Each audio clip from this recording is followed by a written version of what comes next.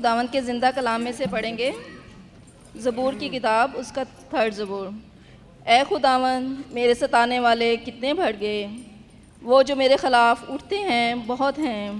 बहुत से मेरी जान के बारे में कहते हैं कि खुदावंद की तरफ से उसकी कुम्मत ना होगी, लेकिन तू ए खुदावंद हर तरफ मेरी सुपर है, मेरा फ़ख्र और सरफराज करने वाला।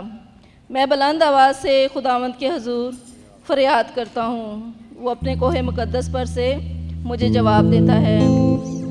मैं लेट कर सो गया, मैं जाग उठा क्योंकि खुदावंद मुझे संभालता है। मैं उन 10,000 आदमियों से नहीं डरने का जो गिरदा गिर्द मेरे ख़िलाफ़ सफ़ बसता है। उठ ए खुदावंद, ए मेरे खुदा मुझे बचा ले, क्योंकि तूने मेरे सब दुश्मनों को जबड़े पर मारा है। तूने शरीरों के दांत तोड़ डाले हैं। नजात खुदावंद की तरफ से है, तेरे लोगों पर तेरी बरकत हो। आमीन।